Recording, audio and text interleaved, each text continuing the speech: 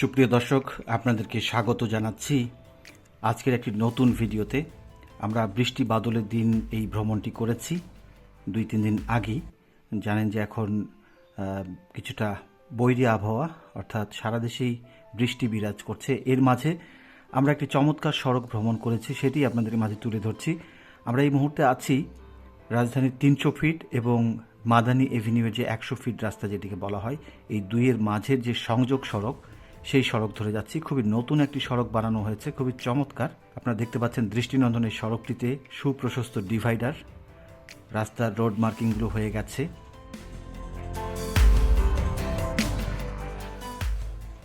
আগামী দিনে এই সড়কটি আরও দৃষ্টিনন্দন হয়ে উঠবে। তো আমরা মূলত আজকে আপনাদেরকে এই 300 ফিট থেকে এসে এদিক দিয়ে আমরা এখন যাচ্ছি মাদানী এভিনিউয়ে যাব। মাদানী এভিনিউয়ে যাওয়ার জন্য আমরা জলসিঁড়ি আবাসিক এলাকা যেটি আছে তার মাঝখান দিয়ে যাব। তো জলসিঁড়ি আবাসিক এলাকাকে সংযুক্ত করেছে নাওড়া ওভারপাসের সঙ্গে এই সড়কটি সরাসরি চলে গেছে। তো আমরা মাঝে মধ্যেই কিন্তু দেখতে পাচ্ছেন যে রাস্তা কিন্তু বৃষ্টিতে ভেজা, আমাদেরকে মাঝে মাঝে বিরতি দিতে হয়েছে। পুরো সড়কটি একইভাবে যেতে পারেনি, একটি বৃষ্টির কারণে বিভিন্ন জায়গায় দাঁড়াতে হয়েছে। তো আমরা আজকে আপনাদেরকে মাদানী এভিনিউটিও দেখাবো। আপনারা মাদানী এভিনিউ আমাদের এই চ্যানেলে নিয়মিত ভিডিও দেখে থাকেন। তো আমরা আজকে আসলে সড়ক ধরে যাব এবং আপনাদেরকে এভাবে দেখানোর চেষ্টা করব। উপর থেকে আপনারা দেখেছেন এবং নিচ থেকে আজকে আপনারা দেখবেন। তো প্রথমে আমি যেই রিকোয়েস্টটি সবাইকেই করে থাকি, যে অনেক দর্শকই আছেন, আমি নিয়মিত আপনাদের মাঝে যেই রিকোয়েস্টটি করি সেটি হচ্ছে, অনেক দর্শক নতুন আসেন, তাদেরকে আসলে ভিডিও শুরুতে একটু স্মরণ করিয়ে দিই যে আপনারা এই চ্যানেলটি যদি সাবস্ক্রাইব করেন তাহলে আমাদের এই নতুন নতুন যে মেগা প্রকল্প আছে এবং বিভিন্ন ধরনের যে ঢাকা শহরের আপডেটগুলো ভিডিওগুলো আছে বিভিন্ন অবকাঠামোর, সেগুলো আপনাদের মাঝে তুলে ধরি।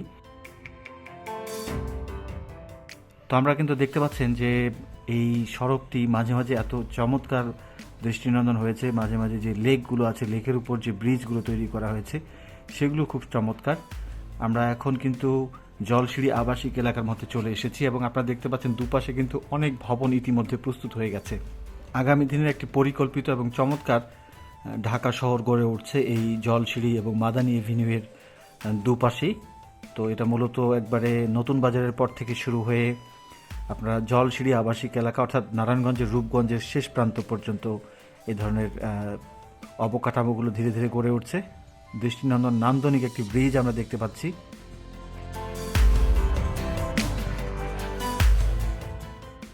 এবং এই এলাকাটি কত দ্রুত, প্রিয় দর্শক, পরিবর্তন হয়ে গেছে আপনারা দেখতে পাচ্ছেন। আমরা খুব শীঘ্রই আপনাদেরকে আবারও মাদানী এভিনিউয়ের যে বড় বড় মেগা প্রকল্পগুলো রয়েছে সেগুলো নিয়ে একটি ভিডিও দেওয়ার চেষ্টা করব। তবে আজকে বৃষ্টির কারণে এখানে সেভাবে আমরা অবস্থান করতে পারিনি। পরবর্তীতে অবশ্যই আপনাদেরকে আবারও একটি চমৎকার ভিডিও দেওয়ার চেষ্টা করব।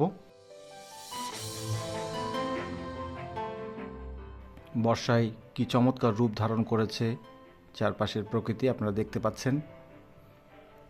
আমরা আর কিছুক্ষণ পরেই নাওড়া যে ওভারপাস আছে এখানে চলে আসব। আপনারা দেখতে পাচ্ছেন সুপ্রশস্ত এখানকার যেই চত্বরটি, এটা ঠিক নাওড়া ওভারপাসের আগেই সংযুক্ত করেছে।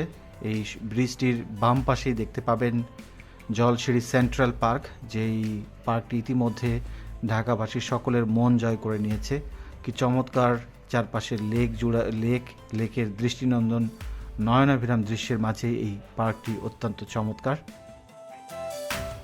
তো আমরা দেখতে দেখতে কিন্তু জলসিঁড়ি আবাসিক এলাকার বাইরে চলে এসেছি। আমরা এখন এই নাওড়া ওভারপাস ধরে বালু ব্রিজ হয়ে নতুন বাজারের দিকে চলে যাব এবং আপনাদেরকে সড়কের দৃশ্যগুলোও দেখাবো।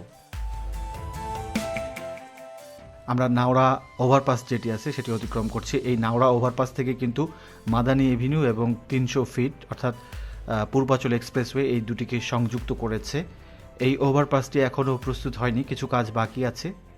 তাছাড়া কিন্তু এই সড়কের মাদানী এভিনিউ যে সড়কটি আছে তার বিভিন্ন জায়গা মোটামুটি প্রস্তুত হয়ে গেছে। সামনেই আপনারা দেখতে পাচ্ছেন একটি ফুট ওভারব্রিজ। এই জায়গাটিতে বৃষ্টির কারণে পানি জমা হয়েছে এবং খানাখন্দ তৈরি হয়ে গেছে।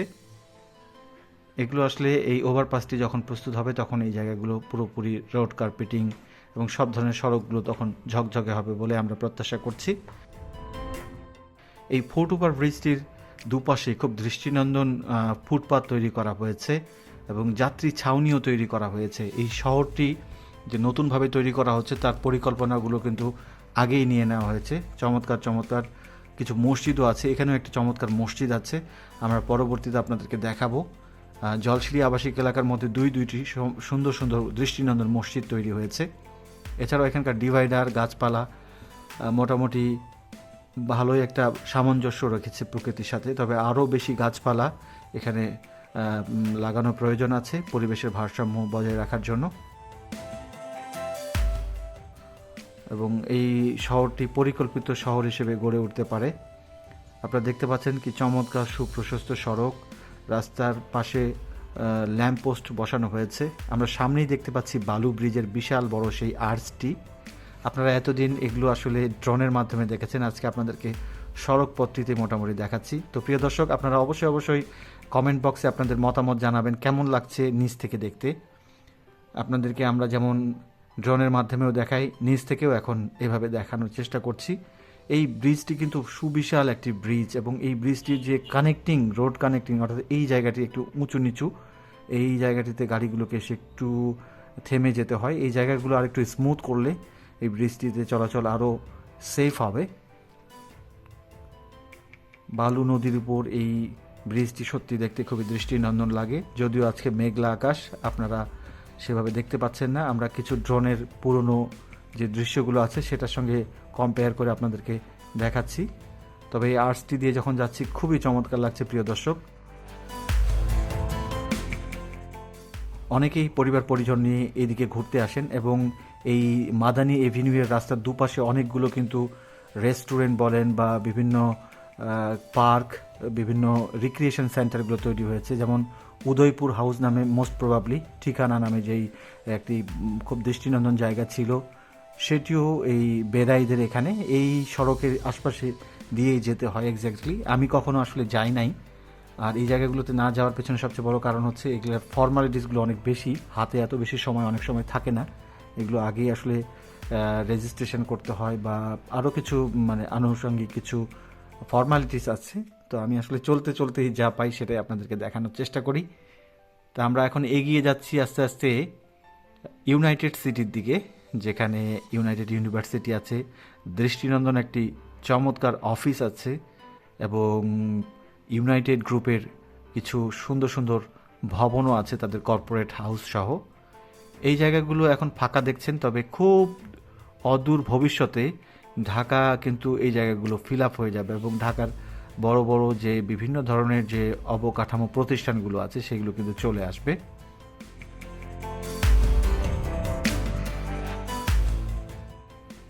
আমরা ঠিক বিকেলবেলা যাচ্ছি, কিন্তু এমন দৃশ্য হয়ে আছে, আকাশে কালো ঘন মেঘ, যেন মনে হচ্ছে সন্ধ্যা নেমে এসেছে। এবং এই বৃষ্টি ভাবটি সারা দেশেই বিরাজমান। এবারে কিন্তু আমরা গ্রীষ্মের যে উত্তাপ, গরম ভাবটি কিন্তু এই বৃষ্টি ভাবাপন্ন আবহাওয়ার কারণে অনুভব করতে পারিনি। যাই হোক, এটি একটি আমাদের মহান সৃষ্টিকর্তার পক্ষ থেকে একটি ব্লেসিংস, যে কারণে হয়তো আমরা এবার কঠিন রুক্ষ গরমটিকে সেভাবে ফেস করিনি সারা দেশেই। আমি যদি ভুল না বলে থাকি, মোটামুটি ভালো একটি আবহাওয়া বিরাজ করেছে, যদিও বৃষ্টি বাদল হয়েছে, পানি জমা হয়েছে কোথাও কোথাও, জলাবদ্ধতা তৈরি হয়েছে, কিন্তু এ বাদে মোটামুটি প্রকৃতিতে কিছুটা হলেও প্রশান্তি আছে। যাই হোক, এই মৌসুমেও কিন্তু অনেক গাছে গাছে ফুল ফুটে আছে, যেগুলো কিন্তু খুবই দৃষ্টিনন্দনভাবে ফুটে উঠেছে। ঢাকা শহরে অনেক জায়গায় কিন্তু সুন্দর সুন্দর কৃষ্ণচূড়া, সোনালু, অনেক ধরনের রং বেরঙের ফুলের গাছে ফুল শোভা পাচ্ছে। এদিকে অবশ্য ফুলের গাছ কম, যে কারণে আপনারা হয়তো এভাবে দেখতে পাচ্ছেন না বা আমরা দেখাতে পাচ্ছি না। তো আমরা কিন্তু এগিয়ে যাচ্ছি, এবং দেখতে পাচ্ছেন যে এই মাদানী এভিনিউর সড়কগুলো কিন্তু বেশ প্রশস্ত করা হয়েছে। এখানকার ডিভাইডারগুলো গাছ লাগানো হয়েছে, অনেক জায়গায় ল্যাম্প পোস্ট বসেছে, দুপাশে যে ফুটপাত আছে সেগুলোতে কিন্তু টাইলস বিছানো হয়েছে, এবং এগুলো কিন্তু আস্তে আস্তে খুবই দৃষ্টিনন্দন হয়ে উঠছে প্রিয় দর্শক। আমরা কিন্তু যাচ্ছি এখন এগিয়ে প্রিয় দর্শক, দেখতে পাচ্ছেন এদিকে ডিভাইডারগুলোতে অনেক বেশি গাছের আধিক্য দেখা যাচ্ছে, সবুজ বেশি দেখা যাচ্ছে। আপনারা দেখতে পাচ্ছেন ইউনাইটেড গ্রুপের সেই চমৎকার দৃষ্টিনন্দন যেই কর্পোরেট হাউসটি, সেটি দেখতে পাচ্ছেন। এটি দৃষ্টিনন্দন একটি ভবন তৈরি করা হয়েছে, এবং এর পাশেও বেশ কিছু সুন্দর সুন্দর ভবন গড়ে উঠেছে। কিছু ভিলা টাইপের হাউস এর পাশে আছে এবং এর দৃষ্টিনন্দন ভবনটিও দেখতে পাচ্ছেন। আপনারা বাম পাশে দেখতে পাবেন এই চমৎকার একটি রেস্টুরেন্ট, যেটি শেফস টেবিল কোর্ট সাইড। এই রেস্টুরেন্টটিও আসলে ইউনাইটেড গ্রুপের। এর পাশেই আছে গো কার্ট, এই যে রেসিং খেলার জন্য এই গো কার্ট বেশ নাম করা। এবং এই গো কার্ট জায়গা দেখতে পাচ্ছেন, এই দিক দিয়ে আসলে অনেকেই এই গেমসগুলো খেলার জন্য আসেন। এবং গো কার্টের এই জায়গাটি আরও চমৎকার হয়েছে, বিশেষ করে যে ফুটপাথগুলো দেখছেন এটার সঙ্গে ভেতরে গো কার্টের যে রেসিং যে রোডগুলো রয়েছে সেগুলোর কিন্তু একই রকম দেখতে, এবং এই জায়গাটি আরও দৃষ্টিনন্দন, আরও চমৎকার। খুবই ভালো লাগবে প্রিয় দর্শক। আমরা সামনে দেখতে পাচ্ছি মসজিদ আল মোস্তফা। এটি ইউনাইটেড সিটির মধ্যে ইউনাইটেড গ্রুপেরই আবাসিক এলাকা। সেখানে তারা একটি বিশাল দৃষ্টিনন্দন মসজিদ তৈরি করেছে। এই মসজিদের সৌন্দর্য এখন সবার মুখে মুখে, এবং এই মসজিদটিতে দেখার জন্য অনেক মানুষ আসেন। কি চমৎকার দৃষ্টিনন্দন মসজিদটি তৈরি করা হয়েছে কাবা শরীফের আদলে, এবং যে মসজিদ আল আকসা মসজিদ আছে তার মতোই পাশেই ইউনাইটেড ইউনিভার্সিটি, ডান পাশে বসুন্ধরা আবাসিক এলাকায় যাওয়ার সড়ক আছে, এবং এই মসজিদ আল মোস্তফার বরাবর পেছন দিকে আছে ইউনাইটেড মেডিকেল কলেজ।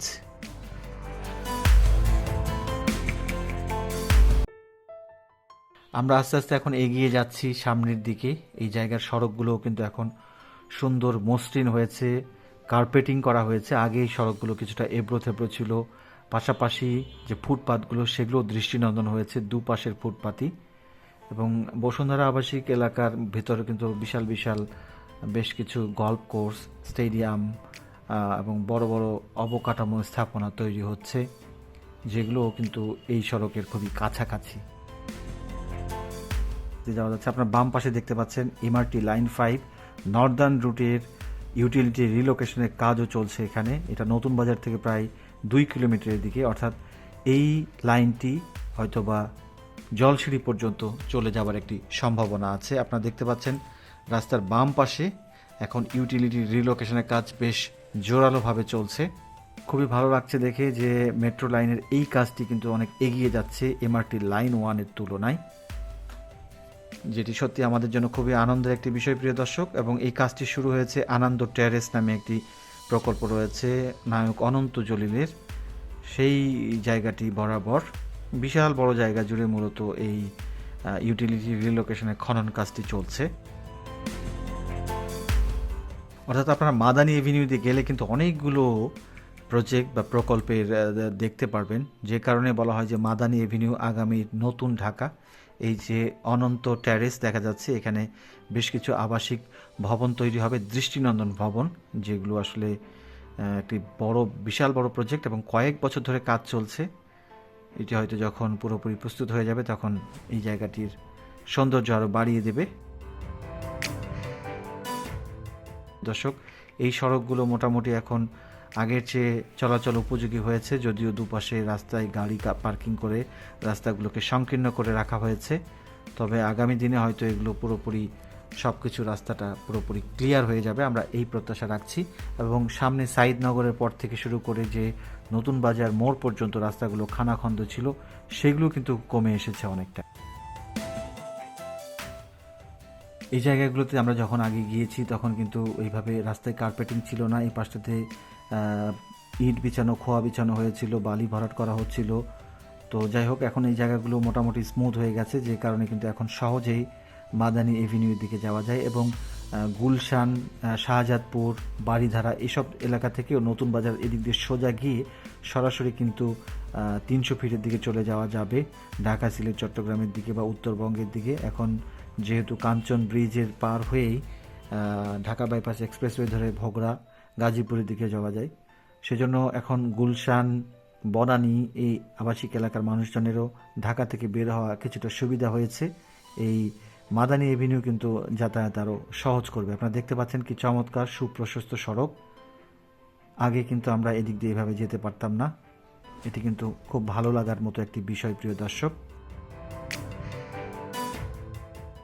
তো আজকের ভিডিওটি আপনাদেরকে কেমন লাগলো? আমরা মোটামুটি চলে এসেছি আমাদের গন্তব্যের কাছাকাছি নতুন বাজার মোড়ে। আমরা আজকের এই ভিডিওটি শেষ করে ফেলবো। রাস্তায় ফুল গাছ, কৃষ্ণচূড়া ফুল দেখতে পাচ্ছেন মাঝে মাঝেই। এবং নতুন বাজার এলাকায় এই যে সামনেই, একটু সামনে আপনারা দেখতে পাবেন, এখানেও কিন্তু এমআরটি লাইন 5 নর্দার্ন রুটের ইউটিলিটি রিলোকেশনের কাজ চলছে। তবে সেটি অনেক দিন ধরেই চলছে। তো প্রিয় দর্শক, আমরা চলে এসেছি রাজধানীর নতুন বাজারে। আমরা মাদানী এভিনিউ ঘুরে নতুন বাজারে এই ভিডিওটি শেষ করছি। এতক্ষণ এই ভিডিওটি দেখার জন্য সবাইকে অসংখ্য ধন্যবাদ এবং কৃতজ্ঞতা জানাচ্ছি। সেই সঙ্গে চ্যানেলে কেউ নতুন থাকলে চ্যানেলটি সাবস্ক্রাইব করে পাশে থাকবেন। সবাই ভালো থাকবেন। আল্লাহ হাফেজ।